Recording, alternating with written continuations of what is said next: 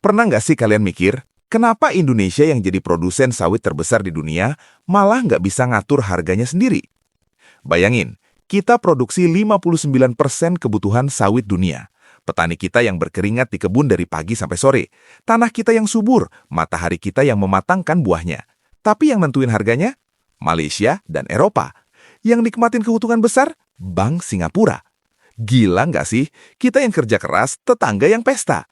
Tapi tunggu dulu, ada sesuatu yang sedang terjadi di balik layar, sesuatu yang besar. Pemerintah kita sedang menjalankan strategi yang bikin tetangga gelisah, dunia mulai lirik Indonesia dengan cara yang beda. Dan kebanyakan orang belum sadar. Di video ini, kita akan bongkar habis apa yang sebenarnya terjadi dengan industri sawit Indonesia. Bagaimana strategi berani pemerintah mengubah permainan, kenapa Malaysia dan Singapura mulai khawatir, dan yang paling penting, apa dampaknya buat kehidupan kita semua. Jangan kemana-mana, subscribe dulu channel Asupan Otak biar nggak ketinggalan konten-konten berkualitas kayak gini. Nyalakan loncengnya juga. Mari kita mulai. Bagian 1. Realita yang menyakitkan. Sebelum kita bahas strateginya, kita harus paham dulu realita yang selama ini terjadi. Realita yang bikin hati miris kalau kita beneran ngerti peta ekonomi dunia. Indonesia adalah produsen sawit terbesar di muka bumi. Kita menyuplai hampir 60% kebutuhan sawit dunia. Perkebunan kita tersebar di Sumatera, Kalimantan, Sulawesi, sampai Papua. Petani kita yang capek, tanah kita yang subur, iklim tropis kita yang sempurna buat sawit. Tapi siapa yang nentuin harganya? Selama puluhan tahun, harga sawit dunia mengacu ke Bursa Malaysia Derivatives di Kuala Lumpur atau Bursa di Rotterdam, Eropa. Ini yang namanya ironi ekonomi. Kita yang punya barangnya, tapi label harganya ditempel sama tetangga. Akibatnya apa? Kita jadi price taker, pengikut harga. Kalau Malaysia bilang harga turun, kita ikut turun. Kalau spekulan di Eropa bilang harga jatuh, petani kita yang rugi. Kita didikte. Kita kayak raksasa yang hidungnya dicolok terus ditarik-tarik sama orang lain. Lebih parah lagi, peran Singapura dalam ekosistem perdagangan sawit kita. Singapura bukan produsen sawit, tapi mereka selama ini jadi pusat perdagangan dan keuangan sawit Asia Tenggara. Kenapa? Karena sistem perbankan mereka canggih, hukum mereka jelas, dan mereka strategis sebagai hub perdagangan. Akibatnya, dolar hasil ekspor sawit kita banyak yang diparkir di Bank Singapura. Trading house besar ada di sana, kontrak-kontrak besar ditandatangani di sana. Mereka yang nikmatin perputaran uangnya, mereka yang dapat fee dan komisi berlapis-lapis. Kita cuma dapat sisa remah-remahnya. Coba bayangin, dalam 1 tahun, Indonesia ekspor CPO atau crude palm oil senilai ratusan triliun rupiah. Dari jumlah segitu, berapa persen yang beneran masuk ke kantong petani kita? Berapa persen yang mengalir ke ekonomi lokal? Berapa persen yang dipajaki negara kita? Sisanya lari kemana? Lari ke komisi perantara di Singapura, lari ke biaya transaksi di Bursa Malaysia, lari ke kantong spekulan yang main di pasar derivatif. Ini masalah kedaulatan ekonomi yang serius, bukan cuma soal untung rugi bisnis aja, tapi soal siapa yang pegang kendali atas kekayaan alam kita sendiri. Bayangkan kalau lu punya pabrik tahu, lu yang bikin tahunya dari pagi sampai malam, lu yang beli kedelainya, lu yang keluar modal gas dan tenaga, tapi yang nentuin harga jualnya, warung sebelah yang cuma jadi reseller, dan uang hasil jualan lu disimpan di bank punya warung sebelah. Absurd kan? Tapi itulah yang terjadi dengan sawit kita selama puluhan tahun. Petani kita berkeringat, tanahnya dipakai, tenaganya dikuras, tapi mereka tetap miskin. Harga TBS atau tandan buah segar yang mereka jual sering dimainin sama tengkulak. Kadang lagi panen raya, harganya jatuh bebas karena pasar global lagi oversupply. Petani rugi besar. Sementara itu perusahaan-perusahaan besar multinasional yang bermain di hilir dan trading house di Singapura, mereka tetap untung besar. Mereka yang kontrol margin, mereka yang main derivatif, mereka yang bisa hedging kalau harga turun. Ketimpangan ini yang bikin pembangunan di daerah-daerah perkebunan sawit jalan lambat. Infrastrukturnya masih kurang, sekolahnya belum bagus, akses kesehatan terbatas. Padahal daerah itu yang kasih kontribusi besar buat devisa negara. Dan jangan lupa satu lagi, narasi negatif dari Barat. Eropa dan Amerika sering menyerang sawit Indonesia dengan isu lingkungan. Mereka bilang sawit kita merusak hutan, bikin deforestasi, bunuh orang utan, dan sebagainya. Mereka bikin regulasi-regulasi yang ngebatasin impor sawit dari Indonesia.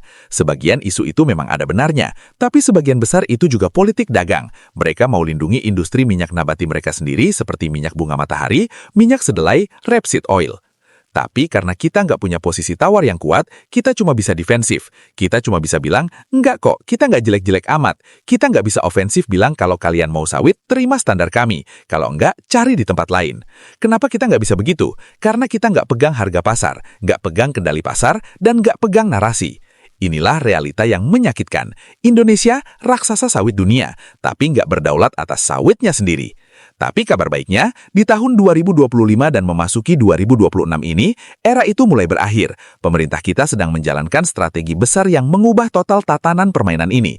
Dan inilah yang akan kita bahas sekarang. Bagian 2. Strategi pertama, mengambil kendali harga. Strategi pertama yang dilakukan pemerintah adalah mengambil alih kendali harga. Gimana caranya? Ada beberapa langkah kunci.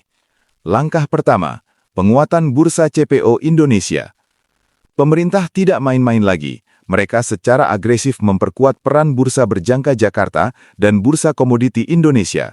Tujuannya satu, menciptakan price discovery sendiri. Apa itu price discovery? Simpelnya, kemampuan kita untuk menentukan harga patokan sawit dunia berdasarkan kondisi pasar domestik kita. Dulu, pedagang sawit dunia kalau mau beli barang, mereka cek harga referensi ke Bursa Malaysia atau Rotterdam. Hari ini sawit berapa? Mereka tanya ke sana. Sekarang, Indonesia bilang tegas, stop. Kalau mau beli sawit kami, cek harga di Jakarta. Jangan cek di tempat lain. Kami yang punya barang, kami yang tentuin harganya. Pemerintah mulai mewajibkan ekspor CPO dilakukan melalui bursa domestik secara bertahap. Artinya, eksportir nggak bisa lagi asal jual langsung ke buyer luar negeri dengan harga yang mereka tentuin sendiri. Mereka harus lewat bursa dulu. Di bursa, semua transaksi tercatat, transparan, dan harganya ditentukan oleh mekanisme pasar yang sehat, berdasarkan supply dan demand real, bukan spekulasi liar. Dan hasilnya, data tahun 2025 menunjukkan volume transaksi di bursa lokal kita meningkat tajam. Pedagang global dari India, Tiongkok, Uni Eropa mulai rutin pantau layar bursa di Jakarta. Ini pergeseran gravitasi ekonomi yang nyata. Kita sedang memindahkan kiblat harga sawit dari Kuala Lumpur ke Jakarta, dari Rotterdam ke Indonesia. Logikanya sederhana dan powerful. Siapa yang pegang stok paling banyak, dialah yang berhak jadi price setter, penentu harga. Dan sebagai pemegang 59% stok sawit dunia, sudah seharusnya Indonesia yang pegang kendali pricing. Langkah kedua, program B40 dan rencana B50 sebagai senjata kontrol pasar. Ini strategi yang jenius banget, dan kebanyakan orang belum paham betapa powerfulnya strategi ini. B40 artinya biodiesel 40%, yaitu campuran 40% FAME atau fatty acid methyl ester yang berasal dari sawit dengan 60% solar biasa. B50 artinya nanti campurannya jadi 50-50. Program B40 sudah berjalan penuh sejak Januari 2025, dan pemerintah menargetkan B50 full berjalan di semester kedua 2026. Kenapa ini powerful? Dulu, kalau harga sawit dunia lagi jatuh karena oversupply atau karena spekulan main harga, Indonesia panik. Kita terpaksa jual murah karena gudang kita penuh. Sawit kan barang yang cepat rusak kalau kelamaan disimpan, jadi eksportir pada obral harga besar-besaran yang merugikan petani. Sekarang situasinya beda total. Dengan program B40 dan nanti B50, Indonesia punya perut karet raksasa di dalam negeri. Kita menyerap jutaan kiloliter CPO untuk dijadikan bahan bakar energi dalam negeri. Data Kementerian Energi dan Sumber Daya Mineral menunjukkan program biodiesel menyerap sekitar 13-15 juta kiloliter per tahun. Dengan B50, angka ini bisa naik jadi 19-20 juta kiloliter. Artinya apa? Kalau harga di pasar global lagi dipermainkan spekulan asing atau dianggap terlalu murah, Indonesia tinggal bilang santai, ya udah, kalau kalian nawar murah, nggak usah kami jual, kami pakai sendiri sawitnya, kami jadiin bahan bakar buat kendaraan kami, buat pembangkit listrik kami. Akibatnya, pasokan ke pasar global berkurang drastis, dan ketika pasokan berkurang sementara demand tetap tinggi, hukum ekonomi berlaku, harga naik. Mau nggak mau, pasar global harus naikin tawaran harga kalau mereka mau kita lepas barangnya. Ini yang namanya posisi tawar atau bargaining power yang sangat kuat. Kita nggak lagi meminta dibeli, tapi mereka yang meminta dikirim. Dan ini bukan teori kosong, ini sudah terbukti di lapangan. Menteri Energi Bahlil Lahadalia sudah bilang tegas, dengan program B50, Indonesia bisa berhenti impor solar dari luar negeri di 2026. Kita bisa mandiri energi untuk sektor transportasi dan industri. Coba kalian bayangin implikasinya. Selama ini Indonesia masih impor BBM miliaran liter per tahun. Itu artinya, devisa kita keluar. Kita bayar pakai dolar ke negara produsen minyak. Dengan B50, devisa itu bisa dihemat. Dari tahun 2020 sampai 2025, program biodiesel sudah menghemat devisa kita sebesar 40,71 miliar dolar AS atau sekitar 650 triliun rupiah. Bayangkan, 650 triliun. Uang sebanyak itu bisa buat bangun ribuan sekolah, rumah sakit, jalan tol. Dan dengan B50 di 2026, penghematan devisa diperkirakan tambah lagi sekitar 10,84 miliar dolar AS atau hampir 170 triliun rupiah per tahun. Ini bukan main-main, ini game changer. Langkah ketiga, memutus ketergantungan pada perantara. Selama ini banyak transaksi sawit kita lewat jalur yang memutar. Barangnya dari pelabuhan Dumai di Riau, tapi dokumen dan keuangannya berputar dulu di Singapura. Kenapa? Karena alasan klasik. Di sana lebih gampang, perbankannya lebih canggih, sistem hukumnya lebih established. Tapi itu alasan kuno, dan itu merugikan kita. Pemerintah sekarang fokus bangun infrastruktur pelabuhan strategis dan penguatan klaster hilir industri di Dumai, Kuala Tanjung, Palembang, dan kota-kota pelabuhan di Kalimantan. Tujuannya simpel, Indonesia harus bisa melakukan direct trading. Pembeli dari Tiongkok, India atau Eropa langsung transaksi sama eksportir di Jakarta, di Riau, di Medan. Nggak perlu lagi lewat perantara di Singapura. Dampaknya sangat signifikan. Komisi perantara yang tadinya lari ke tetangga kita sekarang hilang. Margin keuntungan eksportir kita bertambah. Dan yang paling penting, devisa hasil ekspornya kembali utuh ke sistem perbankan tanah air. Bayangkan, kalau setiap transaksi ekspor ada komisi 2-3% yang hilang ke Singapura, itu dalam setahun bisa puluhan triliun rupiah. Uang segitu sekarang bisa masuk ke kas negara kita, bisa dipajakin, bisa diputar di ekonomi domestik. Tetangga kita gemetar karena selama ini mereka hidup enak dari jasa perantara kekayaan alam kita. Mereka jadi toll gate yang setiap ada transaksi, mereka dapat potongan. Sekarang toll gate itu mau kita tutup. Sapi perah itu sudah punya toko susunya sendiri, nggak perlu lagi lewat calo. Langkah keempat, diplomasi sawit dan standar sendiri. Indonesia sekarang nggak cuma bertahan dari serangan narasi negatif Barat, kita mulai ofensif, kita mulai buat standar sendiri. Lewat CPOPC atau Council of Palm Oil Producing Countries, Indonesia dan Malaysia bersatu untuk melawan regulasi diskriminatif dari Uni Eropa. Dan yang menarik, Indonesia ambil peran pemimpin. Kita yang dorong agenda, kita yang bikin standar keberlanjutan kita sendiri, ISPO atau Indonesian Sustainable Palm Oil. Kita bilang ke dunia, ini standar kami. Standar kami diakui banyak negara berkembang.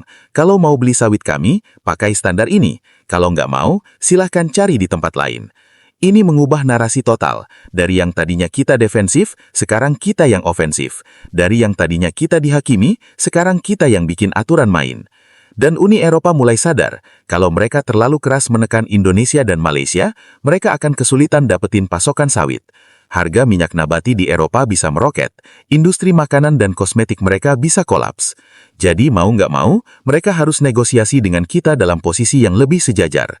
Inilah strategi pertama, mengambil kendali harga. Dan hasilnya sudah mulai terlihat. Harga TBS petani sawit di Indonesia tahun 2025-2026 jauh lebih stabil dibanding tahun-tahun sebelumnya. Volatilitasnya berkurang dan trennya cenderung naik. Sekarang kita lanjut ke strategi kedua yang nggak kalah penting. Kalau kita mau jadi penentu harga, kita harus punya stok barang yang banyak. Kita harus punya lahan yang luas. Tapi gimana caranya menambah lahan tanpa dibombardir kritik aktivis lingkungan karena dianggap tebang hutan? Disinilah letak kejeniusan strategi pemerintah. Ternyata selama ini kita punya harta karun terpendam.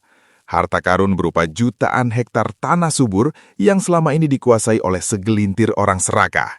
Mafia tanah, pengemplang pajak, pemegang HGU yang gak produktif, dan pelaku kejahatan ekonomi.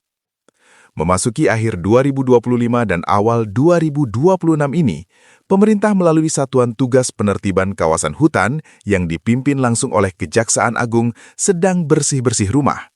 Mereka kerja dalam relatif senyap, tapi hasilnya menggelegar. Satgas ini secara agresif melakukan beberapa hal. Pertama, mencabut izin HGU atau hak guna usaha yang terlantar. Ada banyak perusahaan yang dapat HGU puluhan ribu hektar, tapi lahannya ditelantarkan. nggak diurus, nggak produktif, cuma dikuasai buat spekulasi tanah. Nah, HGU-HGU seperti ini dicabut paksa oleh negara. Kedua, menyita lahan dari pengemplang pajak kelas kakap. Ada konglomerat yang punya ratusan ribu hektar perkebunan, tapi tunggak pajak miliaran bahkan triliunan rupiah. Pemerintah nggak main-main, lahannya disita, dijadikan aset negara. Ketiga, mengambil kembali tanah negara dari tangan koruptor yang sudah divonis. Ini yang paling spektakuler. Koruptor yang dulu hidup mewah dari hasil kejahatan, sekarang dimiskinkan. Asetnya disita, termasuk ribuan hektar lahan perkebunan. Berapa total lahan yang berhasil dikumpulkan dari operasi bersih-bersih ini? Data terbaru dari Satgas per Januari 2026 menunjukkan angka yang bikin mata melotot. Sekitar 3,3 juta hektar lahan sudah dikuasai kembali oleh negara. 3,3 juta hektar. Biar kalian ada gambaran seberapa luas itu, luas total daratan Taiwan itu sekitar 3,6 juta hektar. Artinya, lahan yang disita negara dari para bandit ekonomi ini hampir setara dengan satu negara Taiwan. Gila nggak? Selama ini ada negara dalam negara yang dikuasai oknum, dan sekarang tanah seluas negara itu telah kembali ke pangkuan Ibu Pertiwi. Pertanyaannya, mau diapain tanah seluas itu? Dibiarkan jadi semak belukar? Dibagi-bagi ke masyarakat tapi nggak jelas pengelolaannya? Tentu nggak. Disinilah lahir sang raksasa baru, PT Agrinas Palma Nusantara. Siapa Agrinas ini? Agrinas adalah transformasi dari BUMN lama bernama PT Indra Karya, yang dulunya di bawah Kementerian BUMN. Sekarang perusahaan ini direstrukturisasi total, diperkuat modal dan manajemennya, dan diberi mandat khusus oleh pemerintah. Yang menarik, Agrinas ini berada di bawah pembinaan Kementerian Pertahanan.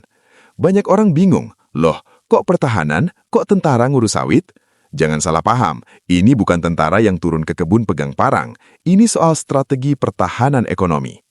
Dalam doktrin pertahanan modern, ancaman terbesar bagi sebuah negara bukan cuma peluru, bom, atau serangan cyber. Ancaman terbesar adalah kelaparan dan krisis energi. Kalau rakyat lapar, negara bisa runtuh dari dalam. Kalau energi habis, tank dan pesawat tempur cuma jadi besi tua. Ekonomi lumpuh, militer nggak bisa beroperasi. Makanya, Agrinas diposisikan sebagai benteng ketahanan pangan dan ketahanan energi nasional. Mereka yang memastikan stok minyak goreng aman, stok bahan baku biodiesel tersedia, pasokan pangan strategis terjamin. Agrinas bukan sekedar BUMN bisnis yang cari untung, ini instrumen strategis negara. Dan kalau dilihat dari skalanya, Agrinas berpotensi jadi raja sawit global. Dari 3,3 juta hektar lahan yang dikuasai negara, 1,5 juta hektar sudah diserahkan ke Agrinas untuk dikelola. Sisanya, 1,8 juta hektar masih dalam proses verifikasi dan penataan. Sekarang bandingkan dengan perusahaan sawit terbesar di Malaysia, Simei Darby.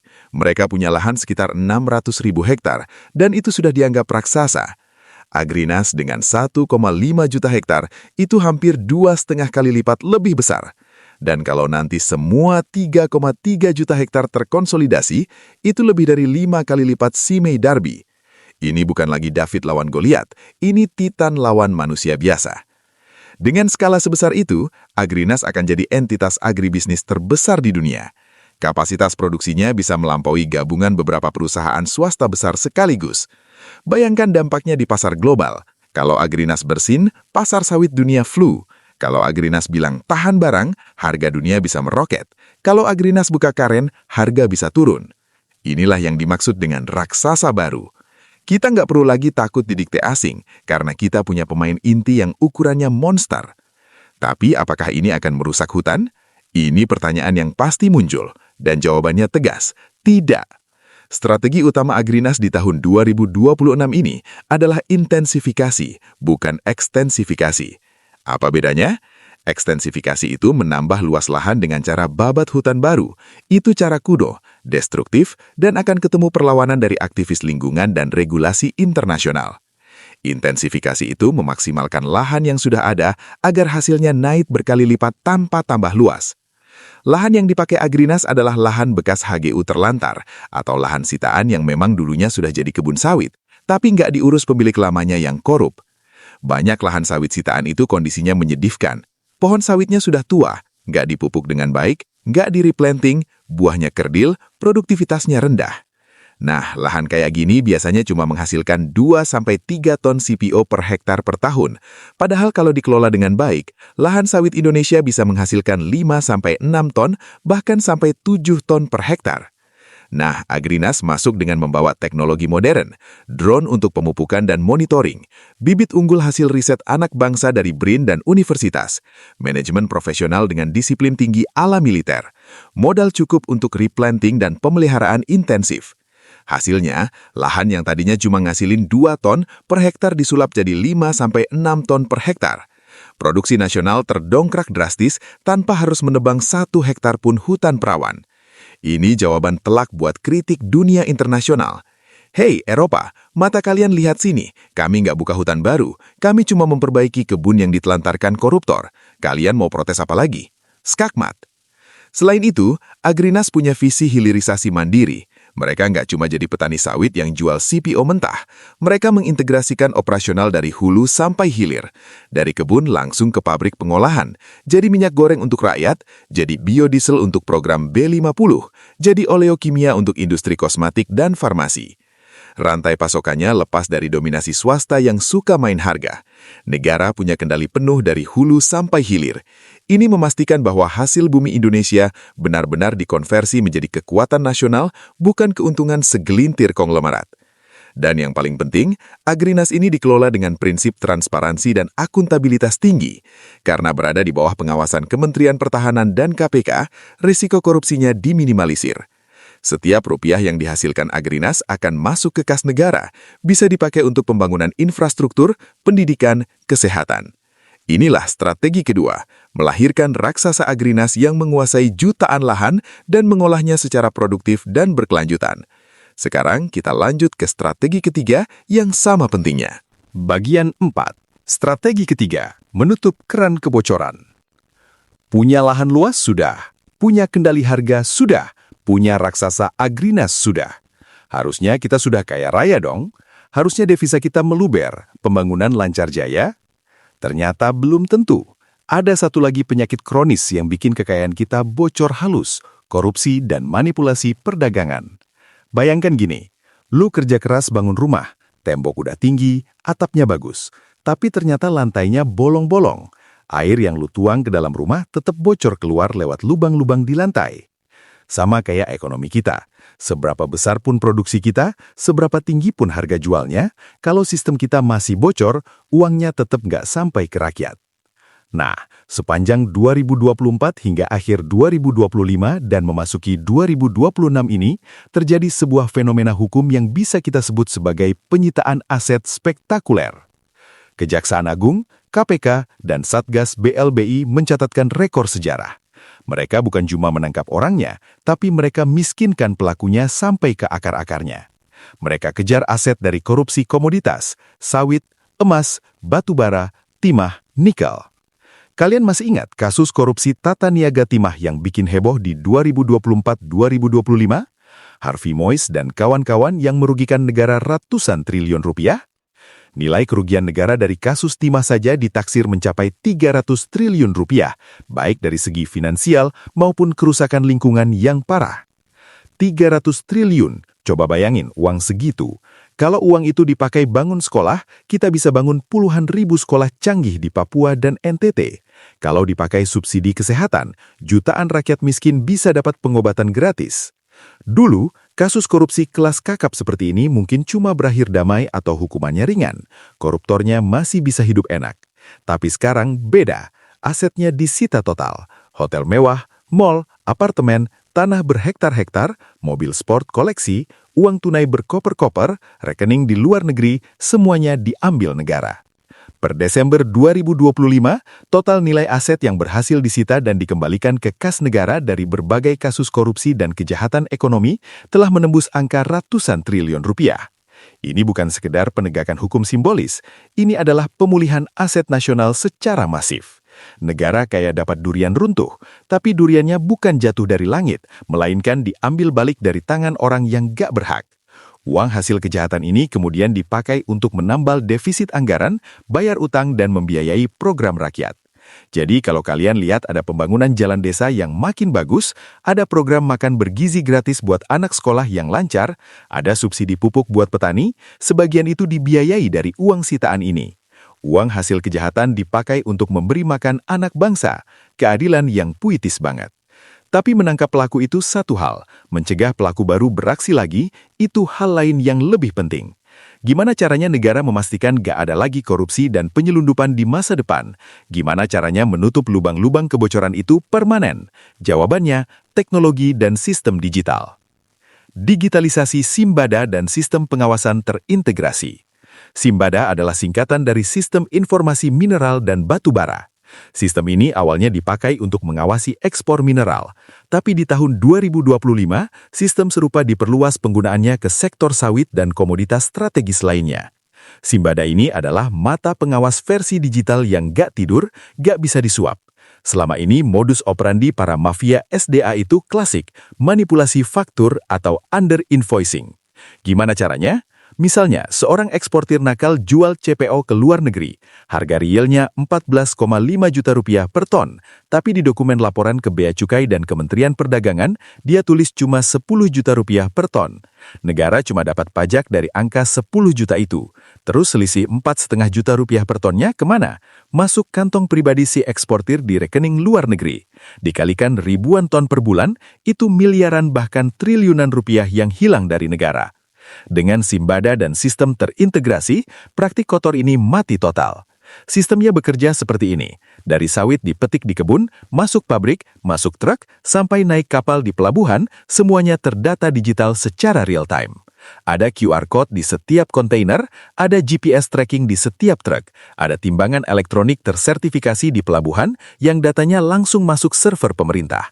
Sistem di Kementerian Perdagangan, Bea Cukai, Kementerian Keuangan, dan Bank Indonesia semuanya terkoneksi. Kalau ada eksportir yang coba bohong, "Pak, saya cuma ekspor 1.000 ton," padahal data satelit dan timbangan pelabuhan mencatat 1.500 ton, sistem langsung bunyi alarm. Error, data tidak match, transaksi ditolak. Izin ekspornya otomatis terkunci, kapalnya nggak bisa berangkat sebelum datanya diklarifikasi. Nggak ada lagi celah bagi oknum untuk memalsukan laporan volume ekspor. Semuanya transparan. Mau nyogok petugas? Nggak bisa, karena yang kamu hadapi adalah sistem komputer otomatis, bukan manusia yang bisa diajak kompromi. AOI atau Automatic Exchange of Information. Lalu gimana dengan uang hasil curian yang sudah terlanjur lari ke luar negeri, yang diparkir di negara-negara surga pajak?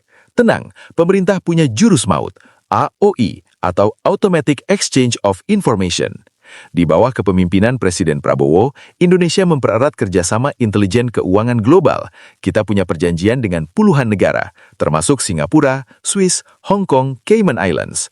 Intinya, perjanjian ini bilang, kalau ada warga negara Indonesia yang simpan uang mencurigakan di bank kalian, kalian wajib lapor ke kami. Datanya harus dibuka. Data perbankan warga negara Indonesia di luar negeri kini jauh lebih transparan. Otoritas pajak kita bisa akses rekening mereka. Para pelaku kejahatan ekonomi yang dulu merasa aman menyimpan hasil jarahan di luar negeri, sekarang tidur nggak nyenyak. Wah, data gua kebuka nih. Ketahuan nih gua punya rekening gendut di Singapura. Gimana nih? Ini menyulitkan sekali bagi oknum untuk menyembunyikan dana hasil pencurian kekayaan alam. Pilihannya cuma dua, bawa pulang uangnya secara sukarela lewat program pengampunan pajak atau tax amnesty, atau ketahuan terus disita paksa plus dijebloskan ke penjara. Dan pemerintah gak main-main. Beberapa konglomerat yang tadinya sombong sudah mulai ikut tax amnesty, ngaku punya aset puluhan triliun di luar negeri, bayar tebusan dan bawa pulang uangnya. Bersih-bersih internal instansi. Ada pepatah bilang, gak mungkin bisa bersihin lantai kalau sapunya kotor. Gak mungkin bisa memberantas penyelundupan kalau aparatnya sendiri main mata. Sepanjang 2025, dilakukan pembersihan internal instansi secara besar-besaran. Pelabuhan, Bea Cukai, Kementerian Perdagangan, Kementerian ESDM, bahkan kepolisian dan kejaksaan. Instansi-instansi yang selama ini jadi lahan basah, tempat oknum cari duit haram sekarang dikeringkan. Oknum-oknum yang selama ini jadi backing penyelundup, yang suka minta jatah, yang meloloskan kontainer ilegal, yang manipulasi dokumen, disikat habis. Tindakan tegas berupa mutasi paksa, pemecatan tidak hormat, bahkan proses hukum pidana dilakukan tanpa pandang bulu. Ini penting sekali, karena oknum-oknum ini adalah pengkhianat sebenarnya. Mereka digaji pakai uang rakyat, pakai seragam negara, tapi malah membukakan pintu buat pencuri masuk. Dengan bersihnya instansi-instansi ini, sistem ekonomi kita jadi lebih sehat. Darah ekonomi tetap mengalir di dalam negeri, gak bocor kemana-mana. Satgas Penurunan Biaya Logistik menyapu pungli. Pemerintah juga bentuk Satgas Penurunan Biaya Logistik untuk menyikat habis pungutan liar di jalur distribusi. Dulu, truk sawit atau truk logistik kalau jalan dari kebun ke pelabuhan bisa dipalak 10-15 kali di jalan. Pak, uang rokok pak. Pak, uang keamanan pak. Pak, sumbangan ini itu pak. Biaya logistik Indonesia jadi mahal banget, salah satu yang tertinggi di ASEAN. Ujung-ujungnya harga barang jadi mahal atau keuntungan petani ditekan. Dengan Satgas ini, pungli disapu bersih, jalanan dipantau ketat, oknum yang masih nakal langsung ditindak, jalanan jadi aman, efisiensi ekonomi meningkat. Hasilnya nyata, biaya logistik turun, waktu tempuh lebih cepat, harga barang lebih kompetitif. Semua langkah ini punya satu tujuan, menutup keran kebocoran, memastikan bahwa setiap rupiah hasil kekayaan alam Indonesia benar-benar masuk ke kas negara, bisa dipajaki, bisa diputar di ekonomi domestik, dan ujung-ujungnya mengalir ke rakyat dalam bentuk pembangunan nyata. Dengan menutup kebocoran yang selama ini diperkirakan mencapai ratusan triliun rupiah per tahun, Indonesia punya modal sendiri yang sangat kuat. Kita nggak perlu mengemis utang luar negeri yang bunganya mencekik cuma buat bangun jembatan. Kita punya uangnya. Uangnya ada di sini. Cuman kemarin diambil orang. Sekarang uang itu balik. Uang rakyat benar-benar kembali ke rakyat melalui pembangunan yang nyata. Bagian 5. Strategi keempat yang sangat krusial. Memaksa devisa pulang kandang. Sekarang kita masuk ke strategi keempat yang sangat krusial. Memaksa devisa pulang kandang. Bayangkan gini, kita kerja keras di kebun, panen sawit, jual keluar negeri, dapat untung dalam bentuk dolar. Tapi uang dolar hasil keringat kita itu malah disimpan di bank negara tetangga. Enak di mereka, buntung di kita. Bank Singapura jadi kaya raya, penuh likuiditas. Bunga simpanannya rendah, bunga pinjamannya murah. Ekonomi mereka bergairah. Sementara bank kita di Indonesia kekeringan dolar, susah cari foreign currency. Akhirnya bunga kredit buat rakyat jadi mahal. Pengusaha kesulitan dapat modal. UMKM susah berkembang. Ini yang namanya paradoks. Negara kaya sumber daya, tapi bank-banknya miskin devisa.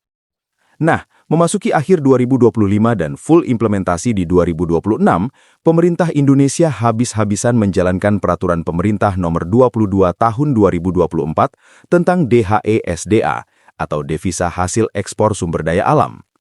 Aturannya simpel, tapi sangat powerful. Para eksportir sawit, batu bara, nikel, timah, dan komoditas alam lainnya wajib memarkirkan minimal 30% dari devisa hasil ekspornya ke dalam sistem keuangan Indonesia. Dan nggak cuma numpang lewat sehari 2 hari, terus ditransfer lagi ke Singapura. Nggak bisa. Uang itu harus dikunci, harus mengendap di rekening khusus di bank dalam negeri selama minimal 3 bulan. Kenapa aturan ini game changing? Dampak pertama, banjir likuiditas, bank melimpah uang.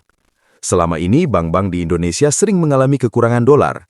Kalau ada pengusaha yang butuh dolar untuk impor mesin atau bahan baku, bank kita sering nggak punya stok cukup.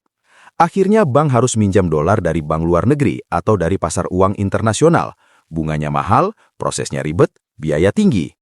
Sekarang berkat aturan DHE ini, puluhan miliar dolar AS pulang kampung, masuk ke brankas bank BUMN seperti Bank Mandiri, BNI, BRI, BTN, dan juga bank swasta nasional.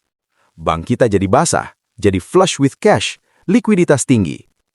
Apa untungnya buat kita, buat rakyat biasa, buat tukang bakso, buat ibu-ibu pedagang di pasar? Untungnya besar banget. Ketika bank punya banyak uang, mereka nggak pelit lagi kasih pinjaman. Mereka nggak perlu cari dana mahal dari luar negeri. Akibatnya, bunga kredit bisa turun. Modal yang lebih besar tersedia untuk kredit usaha rakyat atau KUR dan sektor UMKM. Jadi kalau kalian mau ajukan pinjaman buat modal usaha, prosesnya lebih gampang, persyaratannya lebih fleksibel, dan bunganya lebih bersahabat. Data Bank Indonesia menunjukkan sejak implementasi penuh DHE di akhir 2025, penyaluran kredit UMKM naik signifikan. Suku bunga kredit modal kerja turun rata-rata 0,5 sampai 1%.